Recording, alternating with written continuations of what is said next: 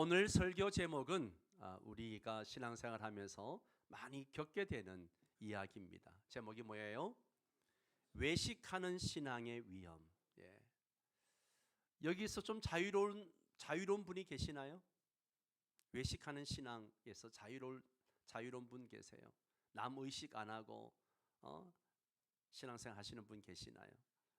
우리는 하나님께 영광을 돌리고자 하는 열망과 동시에 사람들에게 인정받고 싶어하는 마음, 그 사이에서 갈등하면서 신앙생활 할 때가 참 많습니다. 신앙은 하나님께 드려야 하는 우리의 중심이지만 또 때로는 우리의 신앙 행위가 사람들에게 보이기 위한 수단으로 변절되기도 합니다. 우리 주변을 둘러보면 외적인 경건이 강조되는 경우를 종종 보게 됩니다. 특히 금식이나 기도 같은 경건 훈련과 또 봉사와 같은 이 섬김은 사람들에게 어때요? 쉽게 드러날 수 있는 그런 행위들입니다. 금식을 하면서 얼굴을 막 힘든 티를 내거나 기도할 때 의도적으로 과장된 태도를 보이거나 또 사람들에게 막 인정받기 위해서 하는 봉사는 결국 사람들에게 자신이 얼마나 경건한지를 보여주고자 하는 마음에서 비롯되어진 겁니다. 이러한 외식적인 태도는 우리의 신앙을 왜곡시키며 하나님께서 원하시는 참된 경건에서 멀어지게 됩니다. 오늘 본문에서 예수님은 금식을 통해 외식적인 신앙의 본질을 지적합니다. 외식은 단순히 당시 바리새인들에게만 해당되는 그런 문제가 아니라 오늘날에도 여전히 우리 가운데 존재하는 유혹이기도 합니다.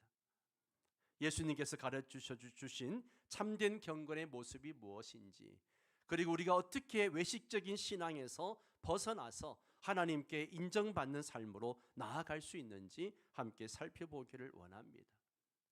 첫 번째는요, 외식하는 신앙의 특징을 한번 살펴보겠습니다. 16절 말씀을 보세요. 금식할 때에 너희는 외식하는 자들과 같이 뭐하지 말라? 슬픈 기색을 내지 말라. 여기 외식하는 자들, 헬라어로 히포크리테스라고 하는데 위선자라고 하는 뜻을 가지고 있어요. 이 당시에 무대에서 연극하는 사람들이 주로 가면을 쓰고 연극을 했습니다. 바로 그 가면을 의미하기도 합니다. 외식하는 신앙의 특징은 주로 겉으로 드러나는 행동을 통해서 사람들에게 자신이 경건하다는 것을 보여주려는 데에 있다는 것이죠. 이런 태도는 다음과 같은 구체적인 모습으로 나타납니다. 첫 번째, 의도적인 과장이에요. 당시 바리새인들과 종교 지도자들은요, 금식할 때 일부러 막 얼굴에 티를 내고 어둡게 하고 초췌한 모습으로 만들어 가지고 그렇게 집에서 그렇게 금식하면 좋은데 어떻게 해요? 집에서 나가요. 그리고 사람들이 많이 왕래하는 대로에 서서 막 그냥 기도하면서 두 손을 들고 기도하고 막 그런 모습을 보입니다.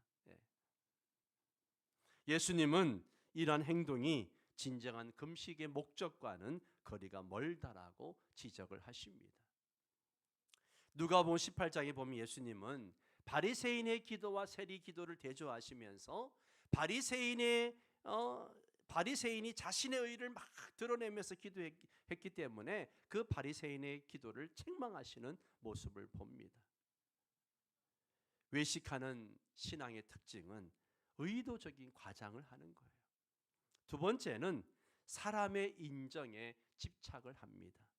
외식하는 사람들은 사람들로부터 칭찬과 인정을 신앙의 보상으로 여겨요. 그게 없으면 굉장히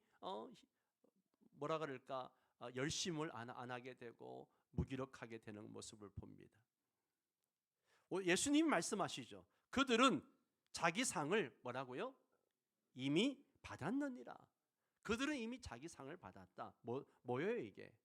남에게 보이기 위해서, 남의 인정과 칭찬을 받기 위해서 금식을 했기 때문에 남들이 봐줬어요. 칭찬해 줬어요. 끝. 이게 다라는 거예요. 그게 전부가 되었다는 경고의 말씀이죠. 이런 신앙은 하나님과의 관계에서 아무런 영적 유익을 가져다 주지 못합니다. 마태복음 13장 5절에서 예수님은 바리새인들이 자신의 경건을 자랑하려고 막 이제 바리새인들이 입는 옷이 있거든요. 그 경문을 옷 소매를 막 넓게 여기 경문은 뭐 하는가 하면 그 여기에다가 이제 말씀을 기록하기도 하거든요. 그를 크게 만든다고 합니다. 왜요? 내가 이만큼 말씀도 많이 알고 있고 말씀을 나는 잘 지키는 사람이다. 이걸 과시하기 위해서죠. 예수님이 그걸 또 책망하셨어요. 그들의 행위는 하나님께 보이기보다도 사람들에게 인정받기 위한 것이었습니다. 세 번째 특징은요, 중심이 하나님이 아니라 사람에게 있습니다. 외식하는 신앙은 신앙의 본질이 하나님을 향한 사랑과 헌신에서 벗어나가지고 자신의 이미지와 자신의 평판을 관리하려는 데 초점이 맞춰져 있습니다. 겉으로는 경건해 보이지만 그 마음은 사람을 만족시키려는 동기로 가득 차 있다라고 하는 거죠. 사무엘상 6장 7절, 16장 7절에서 하나님 뭐라 그러십니까? 사람은 외모를 보거니와 나 여호와는 중심을 보느니라. 하나님은 우리의 외모, 우리의 어떤 자격 이런 걸 보시는 게 아니에요. 중심을 보십니다. 하나님은 우리의 외적 행위가 아니라 우리의 중심을 보시고 내적인 진정성이 얼마나 중요한지를 말씀하고 있는 거죠. 이와 같은 외식하는 신앙은 결국 하나님께서 받으실 만한 신앙이 아니라 사람들로부터 일시적인 칭찬만을 얻는 헛된 행위에 불과하다는 겁니다. 예수님께서는 이러한 외식적인 태도를 경고하시고 우리의 신앙의 중심이 하나님께로 향하기를 원하시는 거죠. 두 번째 생각해 볼 것은요, 참된 금식의 자세에 대해서 함께 생각해 봅니다. 17절 18절을 함께 읽겠습니다. 너는 금식할 때에 머리에 기름을 바르고 얼굴을 씻으라. 이는 금식하는 자로 사람에게 보이지 않고 오직 은밀한 중에 계신 내 아버지께 보이게 하려 함이라. 은밀한 중에 보시는 내 아버지께서 갚으시리라. 아멘. 아멘. 예수님은 외식적인 금식의 문제를 지적하신 후에 참된 금식의 자세를 가르쳐 주십니다. 17절에서 너는 금식할 때에 머리에 기름을 바르고 얼굴을 씻으라. 이것은 금식 중에라도 평소와 다름없는 모습으로 단정하게 행동하라는 이야기입니다. 당시 문화에서 머리에 기름을 바르고 얼굴을 씻는 것은 일상적인 청결과 단정함을 유지하는 행동으로 하나님 앞에서 자연스럽고 진실한 태도를 유지하라고 하는 가르침입니다. 그러면 참된 금식의 자세는 어떤 것인가? 첫 번째, 하나님께 집중하는 마음이에요. 어떤 마음이라고요? 하나님께 집중하는 마음. 금식의 목적은 단순히 음식을 먹지 않는 그런 고행이 아니라 하나님과의 깊은 교제를 위한 것이죠. 하나님과의 깊은 교제를 위해서 금식하는 거예요. 이사야 58장 6절 7절에 보면 참된 금식에 대해서 이야기하는데요. 참된 금식은 억압받는 자를 자유롭게 하고 굶주린 자를 먹이고 고난 당하는 사람의 이웃을 돕는 것이라 그렇게 말하고 있습니다. 이는 하나님께서 기뻐하시는 금식의 태도가 우리의 마음을 하나님께로 돌리고 그분의 뜻을 행하는 데 있음을 보여주는 겁니다. 또 다니엘서 9장 3절에서 다니엘은 금식을 하면서 기도하는데 회개하면서 하나님의 뜻을 구했습니다. 이는 금식이 단순한 자기 절제가 아니라 하나님 앞에서의 간구와 회복을 위한 기도 시간임을 보여주고 있는 것이죠. 두 번째는 은밀한 속에서 하나님과의 관계를 추구하는 거예요. 18절에 보면 은밀한 중에 보시는 내 아버지께서 갚으시리라 그랬습니다. 은밀한 중에 계시는 내 아버지께서. 금식은 사람들에게 보이기 위한 것이 아니라 하나님 앞에서 나의 마음과 나의 의지를 드리는 그 시간이 금식이에요. 마태복음 6장에 여러분 반복해서 나오는 단어가 뭐예요? 은밀한 중에 보시는 하나님. 은밀한 중에 보시는 하나님. 이 말씀이 6장에 계속해서 반복해서 나옵니다. 이 말씀은 우리가 행하는 모든 경건의 중심이 사람들의 시선이 아니라 하나님께 있음을 말씀하고 있는 겁니다. 사람에게 보이려고 하지 말고 늘 어디에 있든지 나를 보시고 나와 함께 하시는 그 하나님 앞에서 행해라고 이야기하는 것이죠. 바로 코람데오 정신으로 살라는 이야기입니다. 이러한 은밀함은 우리의 믿음을요 순수하게 만들고 하나님과의 관계를 더 깊게 만들어 준다는 사실입니다. 세 번째는요 회개와 정화의 시간입니다. 회개와 정화의 시간이에요. 금식은 종종 회개와 영적 정화의 시간으로 사용되어집니다. 이는 우리가 죄와 세상적인 욕망으로부터 돌아서 하나님께로 돌아가는 과정입니다. 금식을 통해 우리는 자신의 죄를 인정하고 용서를 구하고 새로운 정결함을 경험할 수 있습니다. 사무엘하 12장에 보면 다윗이 우리아의 아내와 바세바와 이제 그렇게 죄악된 모습으로 이제 바세바가 잉태를 하고 아들을 낳게 되죠. 근데 하나님이 그 아들을 치십니다. 다윗이 어떻게 해요? 아들을 살리기 위해서 금식하고 기도합니다. 다윗은 이 금식에 대한 자신의 죄에 다윗의 이 금식은 자신의 죄에 대한 깊은 회개와 하나님의 긍휼을 구하는 과정이었습니다. 결국 아이는 죽었지만 다윗은 그 금식을 통해서 자신을 돌아보게 되고 다시 정화되어져서 일어나서 하나님께 예배하는 모습을 봅니다. 요나의 경고를 받은 니느웨 사람들은 하나님의 진노를 피하기 위해서 대대적인 금식을 선포합니다. 왕부터 시작해서 평민까지 심지어 가축들까지 금식을 시킵니다. 이 금식은 도시 전체가 자신들의 죄를 인정하고 하나님께 용서를 구하는 과정이었습니다.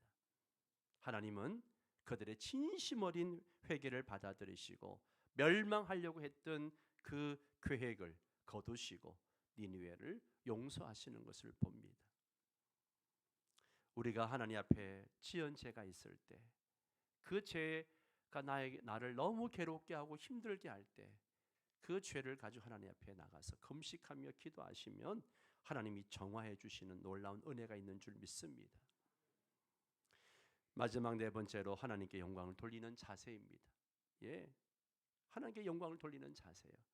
고린도전서 10장 31절에 보면 그런즉 너희가 먹든지 마시든지 뭘 하든지 다 하나님의 영광을 위해서 하라. 예. 우리의 금식도 뭘 위해서 해야 돼요? 하나님의 영광이 돼야 돼요. 하나님의 영광. 내가 드러나고 내가 며칠 금식했네, 40일 금식 2번 했네, 이게 중요한 게 아니에요. 그 금식을 통해서 하나님의 영광을 드러나야 됩니다. 이는 우리의 마음과 동기가 하나님께로 향하고 하나님을 높이는 데 초점이 맞춰져 있음을 의미합니다. 참된 금식은요, 우리의 외적 행위를 넘어서 내면의 중심과 삶의 태도가 하나님께 초점을 맞추는 데 있습니다. 우리의 금식과 경건이 하나님께서 기뻐하시는 향기로운 제사가 되기를 소망합니다. 세 번째는요, 외식하는 신앙의 위험과 그 결과에 대해서 생각해 보겠습니다. 외식하는 신앙은요, 몇 가지 심각한 위험을 초래합니다. 첫 번째는요, 영적 무력함을 가져온다는 것이죠. 예. 외식적 신앙은 겉으로는 경건해 보이지만 실제로는 하나님과의 관계가 매우 약화되어집니다. 사람들의 인정과 칭찬을 추구하는 동안에 하나님과의 친밀한 교제는 점점점 사라지고 신앙은 형식적인 신앙으로 전락해 버리고 맙니다. 예배는 꼬박꼬박 드리는데 예배 드리는데 기쁨이 없어요. 기도는 꼬박꼬박, 기도회는 꼬박꼬박 나와서 열심히 기도하는데 기도에 열정이 없습니다. 신앙이 점점점 형식화되어져 가고 있다는 것이죠. 형식적인 습관으로 전락해 가고 있는 모습입니다. 왜 그럴까요?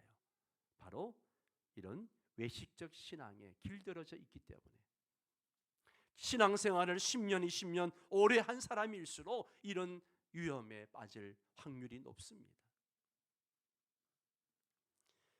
마태복음 15장 8절 9절에 보면 이런 말씀이 있습니다. 이 백성이 입술로는 나를 공경하되 마음은 내게서 뭐라 그래요? 멀도다. 멀도다. 입술로는 하나님을 구합니다. 입술로는 주여 주여 합니다. 믿음을 이야기하고 하나님의 은혜를 말하지만 그 마음은 하나님에게서 멀어진 사람들이 너무너무 많다는 거예요. 예수님 당시에만 이런 사람들이 있었을까요? 지금 이 자리에는 그런 분들이 없을까요? 많죠. 많아요. 하는 말을 들어보면 참 믿음이 좋은 것 같은데 너무너무 은혜를 이야기하고 믿음을 이야기하고 막 이야기하는데 마음은 하나님에게서 너무너무 멀어져 있어요. 여러분 자신을 돌아보십시오. 내 마음은 하나님에게서 멀어져 있지 않는가? 예배 드리고 기도하고 신앙 행위는 하는데 마음은 멀어져 있지 않는가?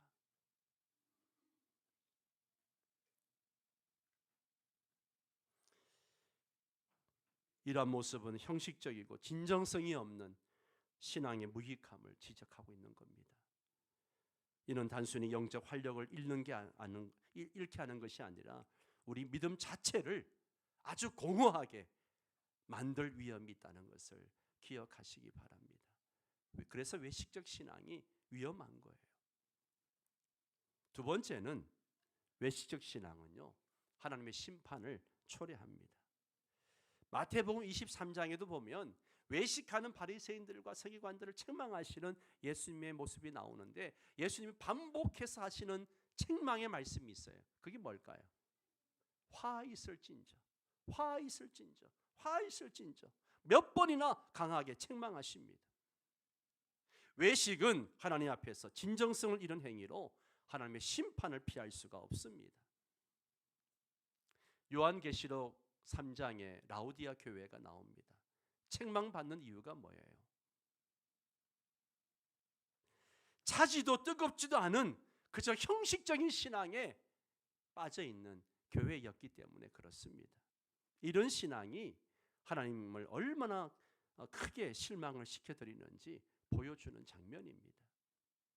오늘 내 신앙이 차지도 뜨겁지도 않은 정말 토해낼 수밖에 없는 그런 신앙은 아닌지요? 형식적인 신앙은 아닌지요? 사울 왕이 하나님의 영광을 따르지 않고 자신의 의의를 드러내려고 했을 때에 하나님께 버림받았던 사건을 우리는 너무나 잘 압니다. 외식적인 태도가 가져오는 심각한 결과를 볼 수 있는 것이죠. 사랑하는 성도 여러분, 나에게 그런 외식적 신앙이 없는지 돌아보고 그를 끊어낼 수 있기를 바랍니다. 세 번째로 외식적 신앙은요, 영적 교만으로 이어질 위험이 있다라고 하는 거죠. 외식적인 신앙은 사람들의 칭찬과 인정에 의존하기 때문에 자신의 행위를 과대평가하게 되고 결국 그러다 보면 자신이 정말 그런 줄 알고 의롭다는 생각을 하고 그런 착각에 빠집니다. 예. 대표적인 사람이 바로 바리새인들과 서기관들이죠.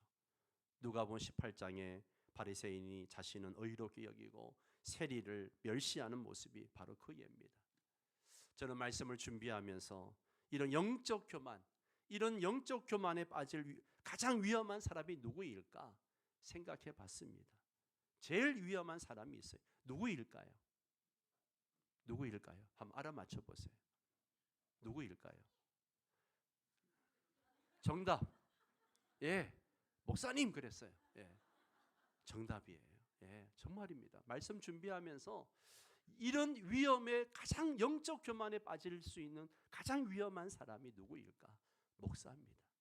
그리고 가장 앞장서서 섬기는 분들이에요. 예? 이런 분들이 이런 칭찬과 인정을 받다 보면 영적 교만에 빠질 위험이 너무너무 큽니다. 사람들이 칭찬하고 인정하니까 그렇게 착각하는 거죠. 정말 내 신앙이 좋은 줄 알고 착각하는 거죠. 이런 태도는 하나님과의 관계를 왜곡시킬 뿐만 아니라 타인을 정죄하고 공동체에 해를 끼칠 수가 있습니다. 네 번째는요, 외식적 신앙은요, 이 공동체에 부정적인 영향을 미친다는 거예요. 외식하는 신앙은 다른 성도들에게도 잘못된 어떤 경건의 기준을 제시할 수 있다는 거예요.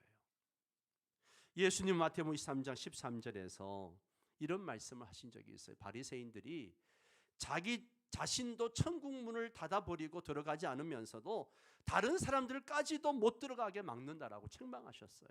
예. 외식적인 태도가 자기도 천국 못 들어가면서 천국 들어가려고 하는 사람들도 막아버리는 그런 결과를 가져온다는 거예요. 그러니까 외식적 신앙이 얼마나 위험한지를 말씀하고 있는 거예요. 이 외식적인 태도는요, 교회 공동체 안에서도 영적 성장의 장애물이 됩니다. 다른 사람들이 하나님께 나아가는 길을 방해할 수 있어요. 또한 이런 태도는 특별히 이제 막 신앙생활을 시작한 초신자들, 어린 신자들에게 왜곡된 본보기를 심어줄 수가 있다는 거예요. 그렇기 때문에 우리 중직자들이 교회 안에서 섬길 때에 이 말하는 거, 행동하는 거, 태도 이런 것들이 너무너무 중요합니다. 왜냐하면 어린 신자들, 초신자들이 그것을 보고 배우거든요. 그렇기 때문에 우리가 어떻게 하느냐에 따라서 이 공동체가 하나님의 은혜 속에서 아름답게 성장하느냐 아니면 부정적 영향을 미치느냐 거기에 결정되어집니다. 결국 외식하는 신앙은 사람들로부터 일시적인 칭찬을 받을 수 있지만 하나님과의 관계에서 영원한 유익을 얻지 못하고 하나님의 뜻과 멀어지게 됩니다. 우리 이런 위험을 직시하고 진정한 경건으로 나아갈 수 있게 되기를 바랍니다. 마지막으로 중요한 겁니다. 그러면 참된 경건으로 나아가기 위해서 어떻게 해야 되는가? 오늘의 말씀의 핵심이에요. 첫 번째는요, 따라서 합니다. 신앙의 중심을 하나님께 두라. 네, 신앙의 중심을 하나님께 두십시오. 우리가 하는 금식, 기도, 봉사 모든 신앙의 행위의 목적은 뭐예요? 하나님의 영광이에요. 하나님의 영광입니다. 내가 인정받고 칭찬받고 대우받는 게 아니에요. 골로새 3장 23절에 보면 함께 읽습니다. 무엇을 하든지 다하고 주께 하듯 하고 사람에게 하듯 하지 말라. 여기 보면 무엇을 하든지, 이 무엇을 하든지 여기에 모든 게 다 들어갑니다. 우리 신앙의 모든 게 다 들어가요. 그 모든 것을 마음을 다하여 누구한테 하듯 하라고요? 주께 하듯 해라. 사람에게 하듯 하는 것처럼 하지 말라는 거예요. 우리의 모든 신앙 행위가 하나님께 드리는 한마디로 예배의 의미를 갖고 하라는 거예요. 우리가 이렇게 예배 드리는 모습으로 기도하고 식당 봉사하고 또 우리가 뭘 하고 구역장 일을 감당하고 교사 일을 감당하고 찬양대 일을 감당하고 이 예배 드리는 자세로 우리가 해야 된다는 거예요.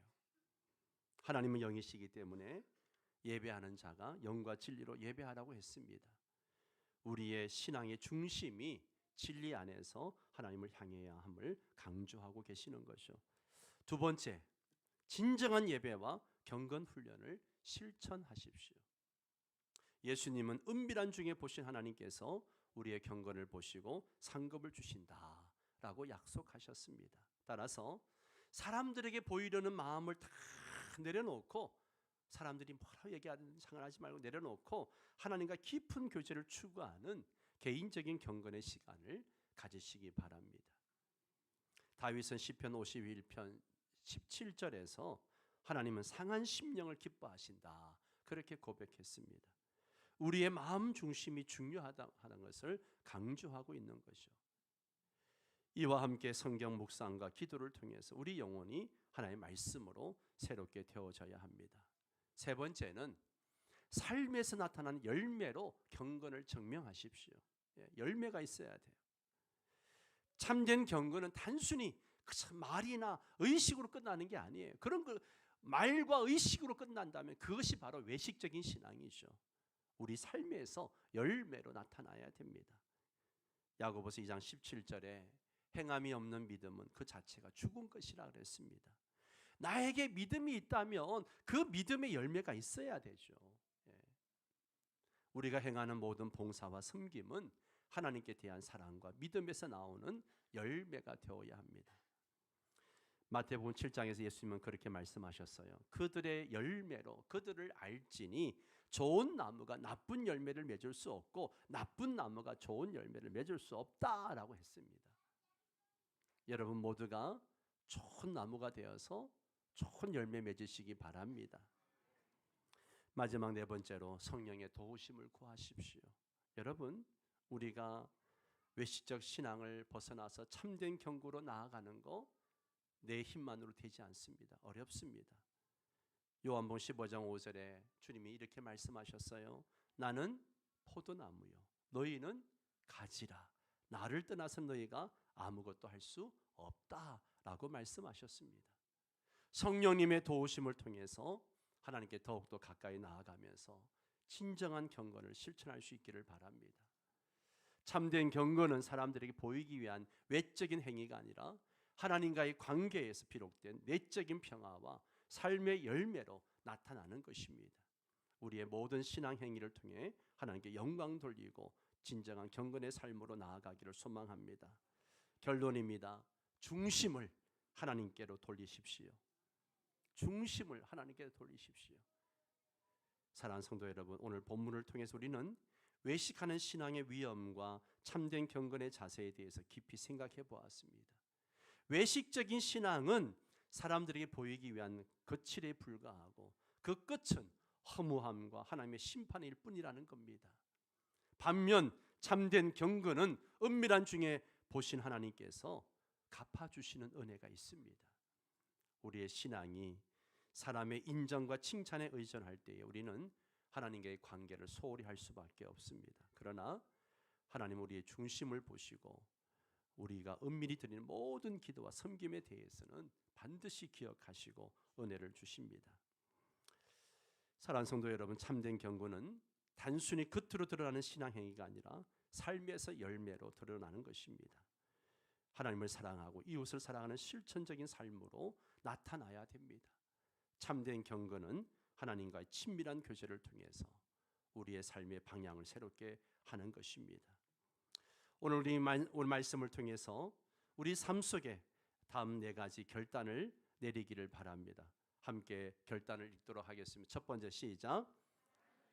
집중하는 삶을 살기 위해 우리의 신앙 행위의 중심을 점검합시다. 네, 나의 신앙 행위의 중심을 오늘 한번 점검해 보시기 바랍니다. 정말 어떻게 나는 신앙생활 하고 있는가? 행여나 외식적인 신앙이 없는지. 두 번째, 은밀히 보시는 하나님께 우리의 마음과 시간을 드리며 개인적인 경건 훈련에 힘씁시다. 예, 그래요. 이게 중요합니다. 은밀히 보신 하나님께 우리의 마음과 시간을 드리는 개인적인 경건 훈련에 힘써야 됩니다. 세 번째, 우리의 신앙이 삶에서 열매로 드러나도록 이웃 사랑과 섬김을 실천합시다. 참된 경건은 열매가 있어야 됩니다. 네 번째, 성령님의 도우심을 구하며 우리의 약함 속에서 하나님의 능력을 의지합시다. 아멘, 아멘. 이 모든 과정을 통해서 우리의 신앙이 더 이상 외식적이지 않고 하나님께 영광을 돌리는 참된 경건으로 나아가기를 간절히 소망합니다. 하나님께서 우리의 중심을 기쁘게 받으시고 은혜와 복을 내려주실 줄 믿습니다. 자리에서 일어나셔서 우리 함께 찬양하고 기도하도록